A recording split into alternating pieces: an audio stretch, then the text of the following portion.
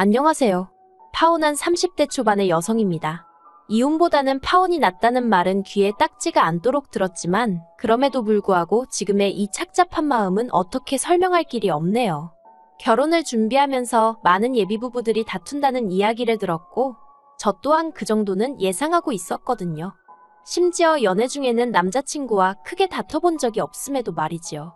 그런데 저희는 그냥 다툼이 아니라 파혼으로 끝이 나고 말았습니다. 남자친구 말로는 제가 너무 이기적이고 계산적이라서 이렇게 된 거라며 이 모든 상황이 저 때문이래요. 그리고 남자친구의 어머님도 저 때문에 당신 아들이 인생 낭비를 했다며 저를 고소하겠다는 말도 안 되는 엄포를 놓고 계십니다. 솔직히 남자친구나 남자친구 어머님이 하시는 말은 뭐 아무렇지도 않아요. 시쳇말로 저한테 씨알도 안 먹혔달까요? 하지만 한편으론 정말 제가 이상해서 이렇게 된 건지 황당하기는 해요. 그래서 하소연도 하고 상황을 객관적으로 한번 돌아보고자 이렇게 글을 쓰게 되었습니다. 남자친구하고는 직장 동료의 소개로 만났는데 나이도 2살 차이밖에 안 났고 알고 보니 서로 서울에서도 인근에 위치한 대학에 다녔더라고요. 그래서 첫 만남부터 대화거리가 끊이질 않았고 사귀는 1년 동안 비교적 무난하고 원만하게 만났어요. 둘 다 데이트를 하는 날이 아니면 집하고 직장 정도를 오가는 패턴이라서 서로 크게 신경 쓰이게 하는 것도 없었거든요. 그리고 무엇보다도 회사는 달랐지만 둘 다 공기업을 다니고 있다 보니 결혼 이야기가 오가는 와중에도 경제적인 부분은 크게 염려하지 않았었지요. 그런데 남자친구에게 프로포즈를 받고 처음으로 예비시댁의 결혼 허락을 받기 위해 인사를 드리러 갔다가 남자친구의 집안 형편이 넉넉지 못하다는 사실을 알게 되었습니다. 사실 데이트하는 동안에는 남자친구가 오빠라곤 해도 2살 차이밖에 안 나다 보니 거의 더치페이를 하면서 만났거든요. 그리고 한 달에 2~3번 데이트를 하는 수준이었으니 남자친구에게도 저에게도 크게 부담되는 수준이 아니었고요. 그래서 남자친구의 경제력에 대해서 크게 고민해 본 적이 없었는데 예비시댁에 대해서 약간 이야기를 해보자면 일단 어머님의 경우 평생을 전업주부로 사셨다 들었습니다. 남자친구나 남자친구 어머님 본인이 말씀하시길 체력이 약해서 어디 남의 밑에서 일할 사정이 안 되었다고요. 그리고 아버님은 사업을 하셨지만 몇 번의 실패를 거듭하시고 지금은 지인의 건물 관리 일을 하고 계시다는 거예요. 솔직히 직업에 귀천이 없다고 생각하고 저라고 얼마나 잘났다고 생각해서 이런 이야기를 하는 것은 결코 아닙니다. 하지만 문제는 사정이 그렇다 보니 아버님 연세가 66이셨음에도 불구하고 노후 준비가 전혀 되어 있지 않아 일을 당장 쉬실 수 없는 형편이었고 나아가 저희가 결혼을 한다고 해도 별다른 도움을 주실 수 없겠더라고요. 그래서 이후로 저는 며칠의 고민 끝에 남자친구에게 우리 돈 이야기를 안 할 수 없지 않냐며 먼저 말문을 열었습니다. 정확히 지금 얼마를 가지고 있고 혹시 주식이나 어디 투자해 놓은 건 있는지 그런 것도 한번 서로 이야기를 해보자고요. 그랬더니 남자친구가 좀 당황해하더니 그런 게 중요하냐입니다.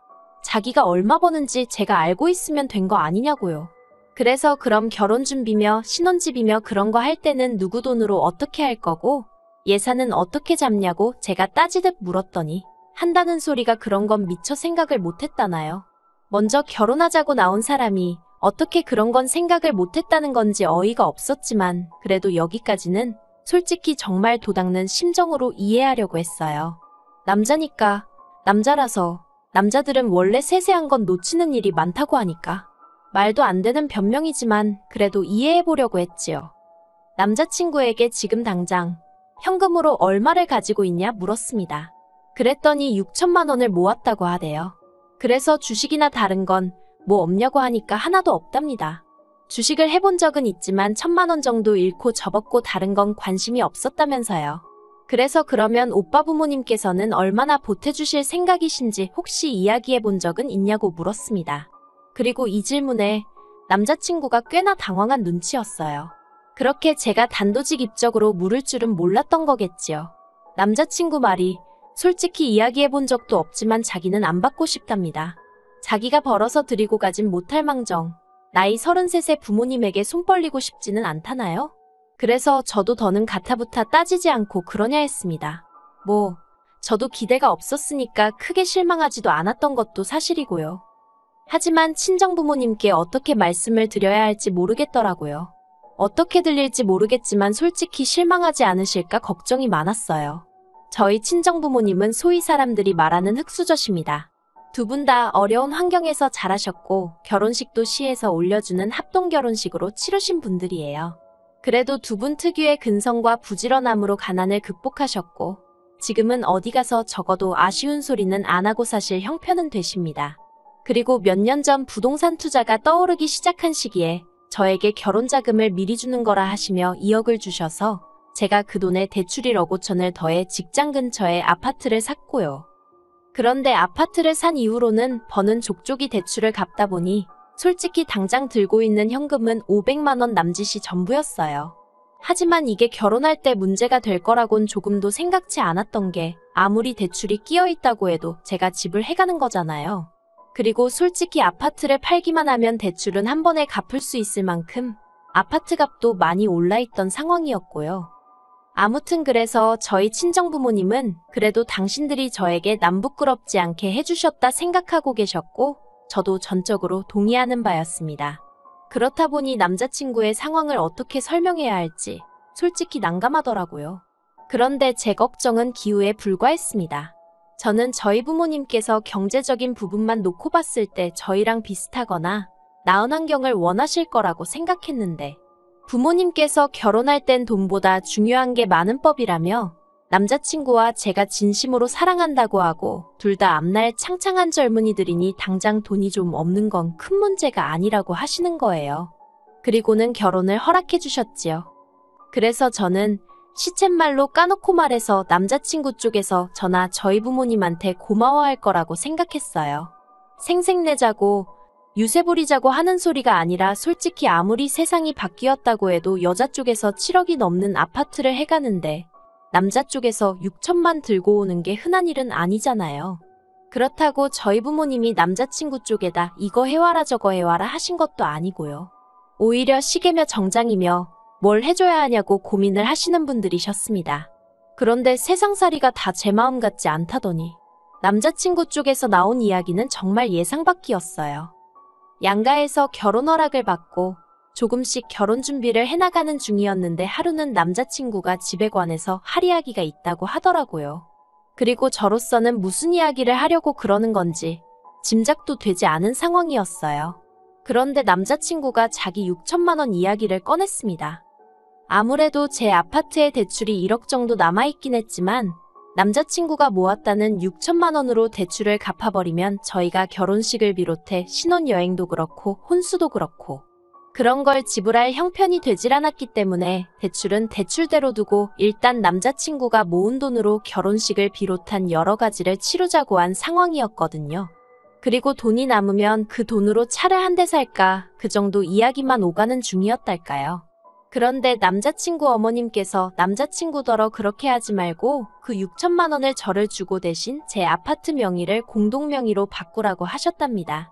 아직 집에 대출이 1억이나 남아있으니 엄밀히 말하자면 제가 집을 해오는 거라고 볼 수가 없다면서요. 그래서 제가 남자친구더러 어머님 말씀대로 하면 돈이라고는 내가 가진 500만 원이 전부인데 그걸로 결혼식이며 뭐며 다 어떻게 하냐고. 그리고 오빠 생각에는 그러면 7억짜리 아파트에 6천만 원을 내고 공동명의를 하라는 어머님 말씀이 맞는 것 같냐고 물었습니다. 그러자 남자친구가 우물쭈물하더니 6천을 보태고 남은 대출 4천도 같이 갚으면 되지 않냐는 거예요. 제가 어이가 없어서 그래. 오빠 말대로 남은 4천을 같이 갚는다고 쳐도 그래봤자 오빠가 쓰는 돈이 1억이 안 되는 건데 정말 어머님 말씀이 맞는 것 같냐고 다시 물었습니다. 그러자 남자친구가 저더러 그렇게 따지다 보면 뭐 10원짜리까지 따질 거냐는 말도 안 되는 소리를 하는 거예요. 그리고 이 시점에서 이미 저도 너무 황당해서 처음으로 이 결혼을 하는 게 맞나라는 생각까지 하게 되었지요. 그래도 사실 그 순간 바로 파혼하자 소리는 못했고 혹시 내가 뭘 잘못 생각한 부분이 있나 싶어서 며칠 동안 혼자 소가리를 했어요. 그런데 아무리 곰곰이 생각을 해봐도 7억짜리 집에 대출 1억이 있다고 집을 해온 게 아니라는 소리를 들을 정도인가 싶더라고요. 그리고 공동명의라니 그게 가당키나 한가 싶었고요. 그래서 고민 끝에 남자친구와 만나 공동명의는 못하겠다고 했습니다. 계획대로 오빠 돈으로 결혼식이며 필요한 데 쓰고 남으면 차를 사던지 하자고 그게 아니면 결혼 자체를 다시 생각해보자고요. 그랬더니 남자친구가 제가 이해가 안 된답니다. 자기 돈으로 대출을 갚으면 매달 나가는 원금하고 이자가 아껴지니까 돈도 더 빨리 모을 수 있지 않냐면서 결혼식이랑 다른 돈 들어가는 건 일단 카드로 할 수 있는 건 하고 축의금도 들어오니까 그걸로 대충 해결할 수 있을 거라면서 차도 당장 필요한 게 아니니까 안 사도 되지 않냐고요. 그래서 제가 그렇게 한다고 해도 공동명의는 못 해준다니까. 저더러 야같다는 거예요. 그러면서 한다는 말이 막말로 자기 돈 6천으로 자질구레한 데다 다 쓰고 나서 저랑 이혼이라도 하게 되면 자기한테 남는 게 뭐가 있냐며 저한테 너무 이기적이라나요. 그리고 남자친구가 그런 생각까지 했다는데 저는 정말 크게 충격을 받았습니다. 곰곰이 생각해보면 남자친구가 뭘 걱정하는지 아예 이해 못할 것은 아니었지만 그래도 결혼을 앞두고 이혼을 하게 되면 자기가 손해를 얼마나 볼지 그런 걸 따지고 있었다는 사실 자체가 소름이 끼쳤달까요. 그래서 그전까진 제가 남자친구가 행여 기분이 상하진 않을까 싶어서 돈에 관해서는 할이야기를 돌려서 하기도 하고 한마디로 정말 배려를 했는데 말귀를 못 알아들어 먹는 건지 말이 안 통하는구나 싶어서 대놓고 말하기 시작했어요. 그런 식의 논리면 나야말로 오빠 말대로 공동명의해줬다가 이혼이라도 하게 되면 어떻게 하냐고요. 그러자 남자친구가 그러니까 이혼을 안 하면 되는 거 아니냐며 화를 내는 거예요. 사귀는 동안 의견이 늘 일치하는 것은 아니었지만 그래도 말이 안 통한다 싶은 적은 없었는데 남자친구가 보이는 뻔뻔한 태도에 저는 정말이지 두 손 두 발을 다 들고 싶은 심정이었습니다. 그래서 남자친구더러 아무래도 우리 결혼은 다시 생각해보는 게 좋겠다고 했어요. 그리고는 남자친구에게 오빠 도움이 없어도 빚은 내가 혼자 갚을 수 있고 차도 내가 필요하면 살 능력은 된다고. 나는 오빠가 가진 게 없어도 딱히 바라는 게 없었는데 오빠는 그게 아닌 것 같으니 결혼은 안 하는 게 낫겠다 했습니다. 그런데 정말 가증스럽게도 제가 자기 예상보다 세게 나가서 그런 건지 갑자기 꼬리를 내리는 거예요. 아무래도 자기가 표현을 잘못한 것 같다면서 그런 뜻이 아니었다나요? 하지만 그날 이후로 저는 남자친구의 모든 연락을 거부하기 시작했습니다. 헤어지자고 말은 해놨으니 막말로 남자친구 쪽에서 받아들이든 받아들이지 못하든 그건 제 알바가 아니라고 생각했거든요. 그러자 남자친구는 처음엔 전화를 그렇게 해대더니 1시간에 10몇 개에 달하는 문자를 보내기 시작했고 급기야는 제 회사 이메일 주소로 사적인 이메일까지 보내는 게 아니겠어요. 자기도 사회생활하니까 회사 메일로 사적인 내용을 보낸다는 게 서로에게 얼마나 좋지 못한지 뻔히 알면서 그러더라고요. 그리고 남자친구의 찌질하고 경솔한 행동에 저는 그나마 남아있는 정도 뚝뚝 떨어지는 듯 했습니다.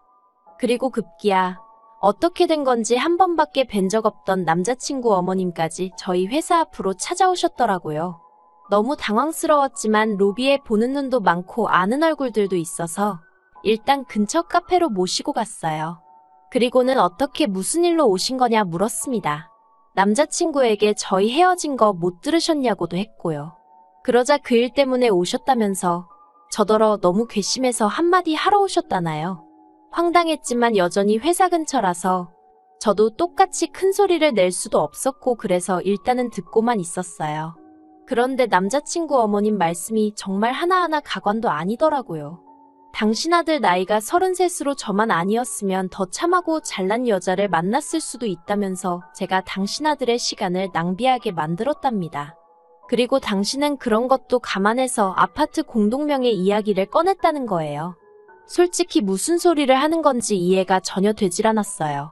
저한테 사귀자고 따라다닌 것도 남자친구였고 결혼을 하자고 든 것도 남자친구였는데 뭘 제가 시간 낭비를 하게 했다는 건지 오죽할 말이 없으면 억지도 저런 억지를 쓸까 싶었달까요. 그래서 제가 지금 저더러 어쩌라는 거냐고 물었습니다. 그랬더니 그냥 결혼을 하래요. 공동명의는 안 해도 되니까 대신 대출은 저 혼자 갚고 결혼식에 들어가는 비용이며 기타 비용도 제가 부담하랍니다. 그러면 당신도 더는 말 안 하겠다나요? 어이가 없어서 제가 뭐하러 그렇게까지 해서 제가 어머님 아들이랑 결혼을 하느냐고 받아쳤어요. 뭐 얼마나 별 볼 일 있는 남자라고 제가 그렇게까지 하느냐고요. 그러자 어머님이 저더러 막말을 하네. 어쩌네 그러더니 피해 보상받을 거라고 고소한답니다. 정말 오렌지 주스 한 모금 마셨다가 그대로 뿜을 뻔했다니까요. 그래서 고소 많이 하시라고 했네요.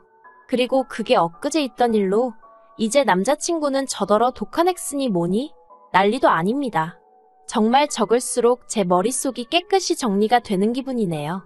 남자친구도 남자친구 어머님도 제정신 아닌 거 맞는 것 같아요. 저한테 검은 속내를 다 들키고 나니까 민망해서 저러는 건지. 아무튼 이번 일로 결혼에 대한 환상은 완전히 깨졌고요.